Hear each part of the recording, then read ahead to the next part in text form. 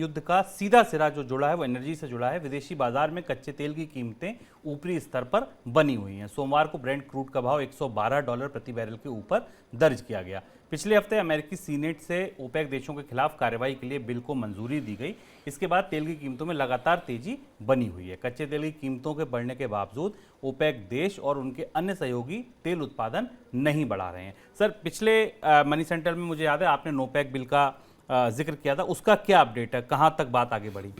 नोपेक bill अब America की तरफ से अरब देशों की तरफ बढ़ने वाला एक बड़ा रणनीतिक कदम है और इस पर उस दिन से ही चर्चा शुरू हो गई थी। हम लोगों ने पिछले सप्ताह में अपने मनी सेंट्रल में विस्तार से इसे समझने की कोशिश की थी, क्योंकि 1970 के बाद पहली ऐसी परिस्थिति बन रही है जब अमेरिका अरब देशों के खिलाफ और तेल उत्पादक देशों के खिलाफ, उसमें अरब देश भी शामिल हैं, बेसिकली ओपेक देशों के अगेंस्ट एक सीधी कार्रवाई करने की तैयारी कर रहा है। अमेरिका में इसको लेकर काफी गहमी है। शुरुआती तौर पर यह माना जा रहा है कि अगर ओपेक देशों के ऊपर नोपेक यानी एंटी ट्रस्ट लॉ के तहत कार्रवाई हुई, यानी उन्हें माना गया कि वो पूरी दुनिया में सबसे बड़ा संगठित कार्टेल चलाते हैं और जानबूझकर तेल की कीमतों में बढ़ोतरी और ऊंचा रखते हैं, तो उसका असर वहां से निर्यात पर प्रतिबंध के तौर पर आ सकता है और जिसका असर अमेरिका के बाजार में तेल की कीमतों पर पड़ेगा। क्योंकि अगर ओपेक देशों के ऊपर किसी तरीके की कार्यवाही की जाती है अमेरिका की तरफ से, तो उसका असर पूरी दुनिया के बाजार में तेल की कीमतों पर दिखाई देगा।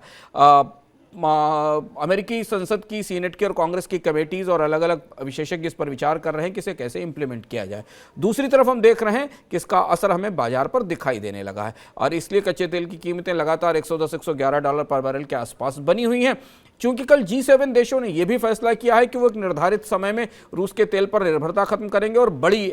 जो रिच इकोनॉमीज हैं वो भी रूस के तेल पर निर्भरता खत्म करेंगी। तो इसका मतलब यह है कि बाजार महसूस कर रहा है कि तेल की कमी और भी बाजार में होगी, क्योंकि रूस का तेल किसी न किसी समय पर आकर बाजार में उसकी आपूर्ति बंद होगी और इसलिए हमें कच्चे तेल की कीमतों में लगातार बढ़ोतरी दिखाई दे रही है। सर, कच्चे तेल में लगातार बढ़ोतरी का क्या मतलब? माना जाए कि भारत में पेट्रोल डीजल की कीमतों में जो बढ़ोतरी का दूसरा चरण है वो जल्दी आने वाला है? मुझे लगता है शुभम कि हमने देखा एलपीजी की कीमतों में पिछले हफ्ते बढ़ोतरी हुई, इसके पहले कमर्शियल सिलेंडर्स की कीमतों में बढ़ोतरी हुई। अब अगर आप पुराने पैमाने के आधार पर माने तो ये सरकार की तरफ से संकेत दिए जा रहे थे कि $90 पर बैरल तक के तेल की कीमत को, कच्चे तेल की कीमत को पेट्रोल डीजल के मूल्य वृद्धि में जोड़कर हमारी आपकी जेब तक पहुंचा दिया गया है। लेकिन अब हम एक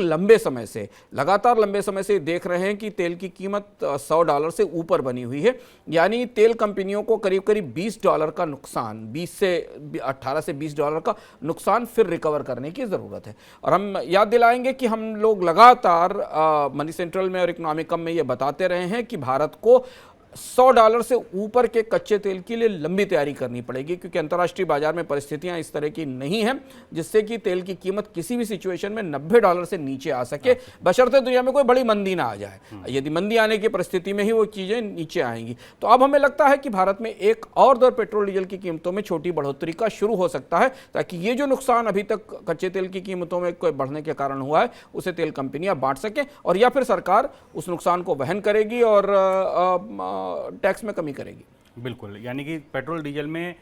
तो बढ़ोतरी का जो दौर है, दूसरा चरण इसलिए हम बोल रहे हैं क्योंकि एक चरण में जब बढ़नी शुरू हुई थी तो काफ़ी दिन तक लगातार हमने देखा था पेट्रोल डीजल की कीमतें बढ़ी थी और जहां तक का नुकसान की भरपाई हो गई थी उसके बाद भी कच्चे तेल की कीमतें अभी वहां से काफ़ी दूर है और $10 से $20 जैसा अंशुमान जी कह रहे हैं, अगर इतना भी नुकसान भरपाई करना है तो एक दूसरा चरण बहुत जल्दी शुरू हो सकता है।